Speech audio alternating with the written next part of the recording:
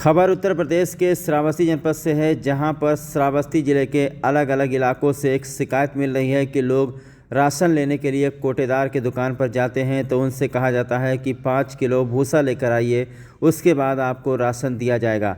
ऐसी शिकायतें पूरे श्रावस्ती जनपद के अलग अलग इलाकों से, सिर्फ श्रावस्ती जनपद ही नहीं बल्कि पूरे देवीपाटन मंडल के अलग अलग इलाकों से ये शिकायतें मिल रही हैं, जहां पर लोग शिकायत कर रहे हैं कि राशन लेने के लिए जब कोटेदार के दुकान पर जाते हैं तो वहां से उनको वापस कर दिया जाता है।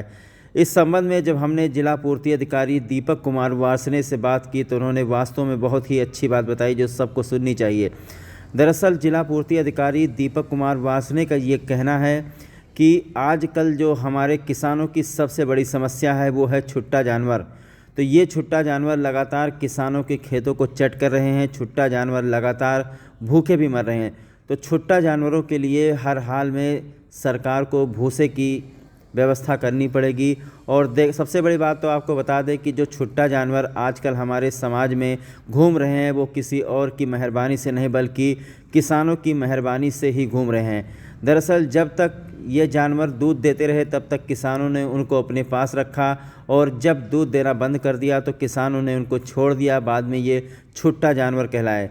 तो इस संबंध में प्रशासन की तरफ से एक मुहिम चलाई गई थी। कुछ दिन पहले ग्राम प्रधानों के द्वारा एक अपील भी की गई थी सबसे कि अगर किसी के पास खेती पाती होती है, उनके पास ज़्यादा भूसा है तो 5 किलो भूसा गाय के नाम पर दान दे दे।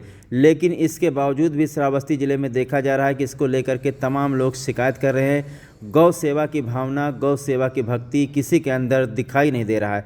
लोग 5 किलो भूसा से परेशान हैं। सरकार मुफ्त में राशन दे रही है, सरकार सब कुछ मुफ्त में मुहैया करा रही है, लेकिन इतनी भी गौ सेवा, इतनी भी गौ भक्ति किसी के अंदर नहीं है कि 5 किलो भूसा सरकार को दान दे दिया जाए।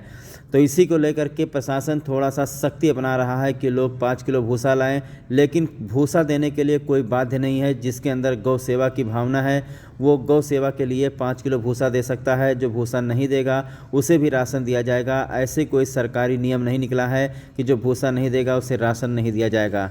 लेकिन एक बार इस बयान को सर, जनपद के ग्रामीण क्षेत्रों में कोटे पर भूसा नहीं तो राशन नहीं, ये कहा जाता है, क्या मामला है?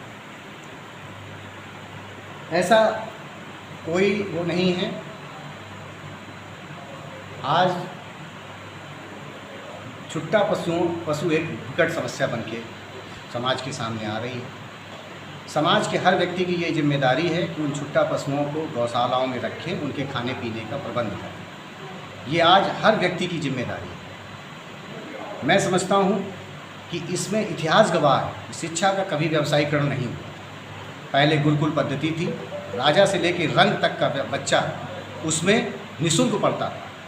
राजा समर्थ था, वो अपने हिसाब से दान देता था।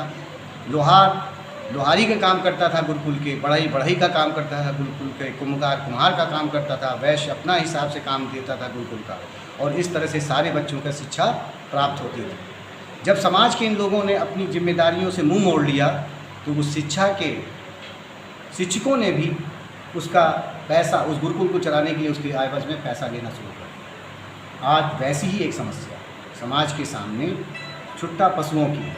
हमारे ही लोग उनसे लाभार्जन करने के बाद में जब लाभ योग नहीं रह जाते हैं तो उनको समाज के लिए छोड़ देते, छुट्टा छोड़ देते।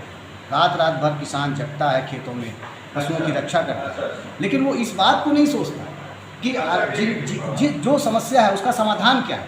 समाधान है उनको गौशालाओं में इकट्ठा कर देना, और उनके पूरे गांव की ये जिम्मेदारी है कि अपने छोड़े हुए पशुओं को उस गांव के अंदर रख के उसके भूसे का प्रबंध करना। समाज से अगर कोई भी व्यक्ति ये अपील करता है तो वो निश्चित रूप से बहुत ही सराहनीय कदम है। मैं समझता हूँ कि अगर गांव के दुकानदार ने, गांव के प्रधान ने, गांव के किसी व्यक्ति ने ये मुहिम छोड़ी है तो बहुत अच्छी बात है। रही बात अगर इस संदर्भ में कोई विसंगति है तो उसका हम लोग निराकरण कर रहे हैं। ऐसा कहीं नहीं है, कोई भी व्यक्ति बगैर खाद्यान्न के वंचित नहीं रहेगा। ये मेरा इस जनपद के समस्त कार्डधारकों को एक आश्वासन है।